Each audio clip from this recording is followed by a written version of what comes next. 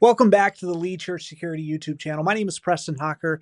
I've been in full-time ministry for more than 20 years. However, I'm also a professional private investigator and close personal protection specialist licensed in the state of Virginia. I've had the privilege of managing protection details for celebrities and politicians alike. But my real passion, my real calling is to the church, which is why I created Lead Security, our master training course with more than 64 videos and hundreds of downloads, and why we have this 100% free YouTube channel. This channel exists to equip pastors and church leaders and volunteers with all the tools to create church communities that are both inviting and secure. We all agree that church should be a safe place for worship and fellowship and growth.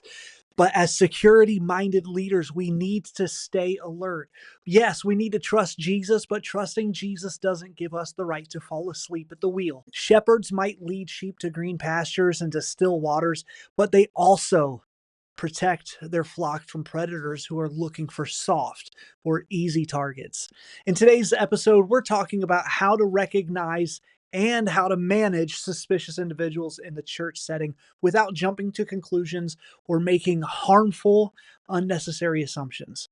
But before we do that, do me a favor and like, comment, share, subscribe, do all the things. And since you're on YouTube, hit the notification bell so you don't miss any of the valuable content that we're putting here regularly. Let's jump into this.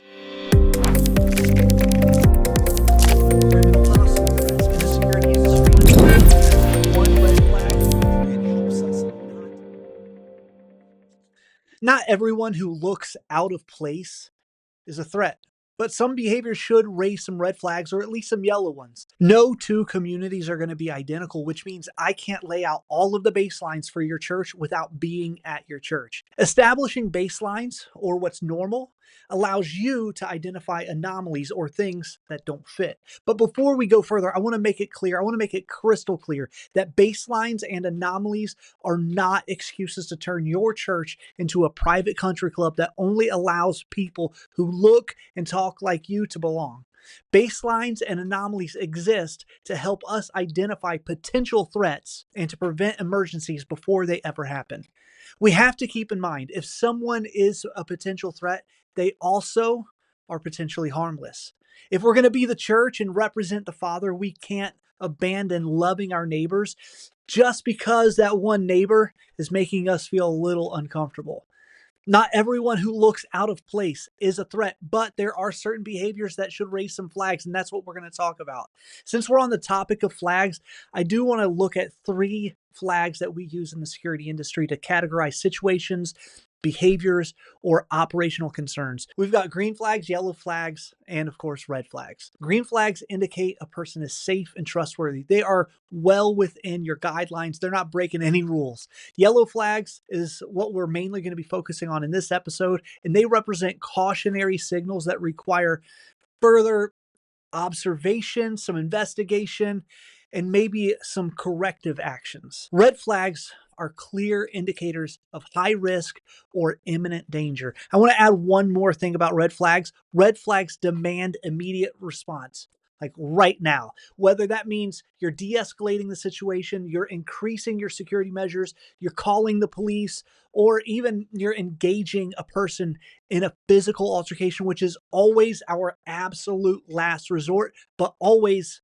a potential option. Now that we have our indicators laid out, let's break down some common indicators of suspicious behavior within the church environment. First, we have unusual loitering. If people are hanging around entrances without clear reason, or maybe they're walking through some hallways, they're not engaging in worship, they're just going from one room to another, that is going to be a yellow flag.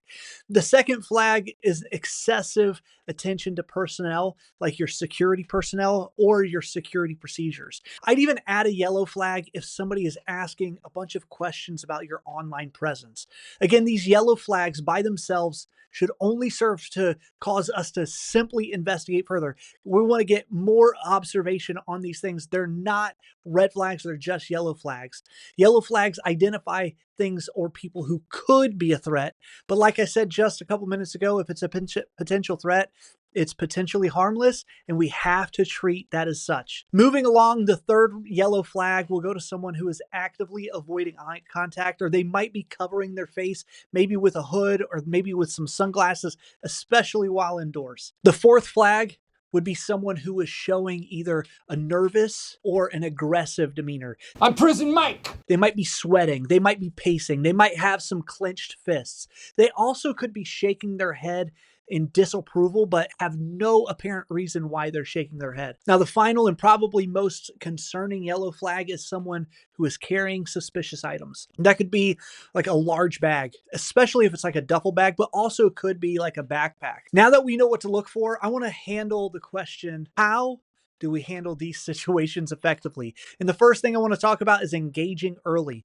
One of the best things we can do in the church is simply be the church. Be a smiling face and engage with a welcoming spirit. Few things have worked better for me in the security industry than engaging a friendly attitude with an intentional question. Now, not too long ago, I was on a protection detail at the southern border with a political caravan. They were investigating the mass migration that was coming up from Mexico. While we were on site, we made contact with a cartel that was operating in the area. I was able to quickly de-escalate the situation using this exact tactic.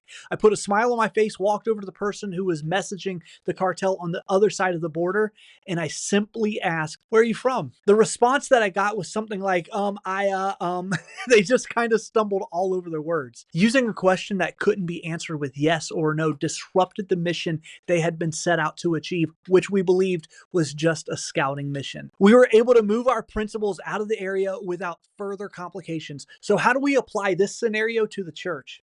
If you're experiencing someone who is displaying a yellow flag, put a smile on your face, but not one of those fake plastic smiles, like a real smile. Soften up your face.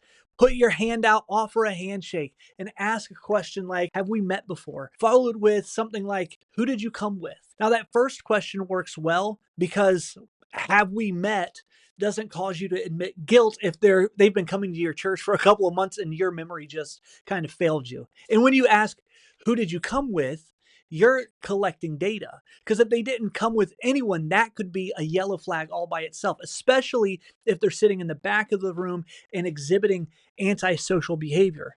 Now, why might it be a yellow flag for someone to be alone at church? Because church is typically a social event, and antisocial behavior at a social event could be anomalous behavior. If the person in question has been engaged by multiple team members, but is still sparking your intuition, don't silence it. Use that spark to drive you to investigate even further. At this point, we would employ what we call a shadow.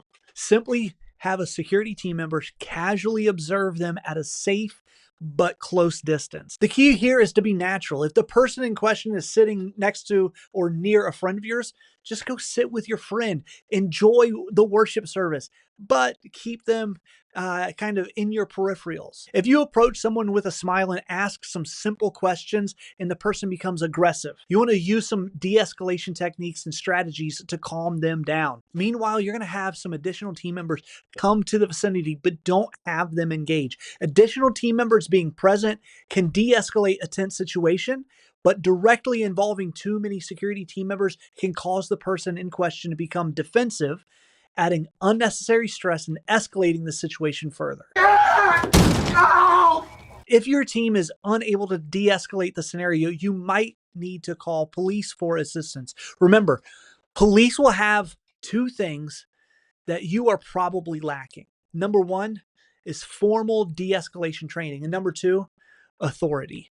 See, police are there for us to use, so we need to use them. Beyond identifying anomalous behavior and learning some simple ways to engage a potential threat, you need to get some training with your volunteer teams. Learning real negotiation strategies and learning how to communicate over radios are just a couple of trainings that you and your teams need to be practicing regularly in order to build some muscle memory for when you have one of those yellow flags pop up in your church. If you and your team are serious about security, check out our full training at leadsecurity.com, where we go in depth on team protocols, safety measures, and emergency response planning. A safe church is actually a welcoming church. By being aware, by engaging with people, by training your team, you can create an environment where both security and ministry can thrive. If you found this video to be helpful, hit the like button. If you aren't already subscribed, smash the subscribe button. If you are the security leader at your church, share this video with your team. Use this video as a training tool so that your team can be more prepared. Thanks again for joining me. Thanks for being a part of this channel. I'll see you in the next one where we're going to talk about strategies for de-escalation.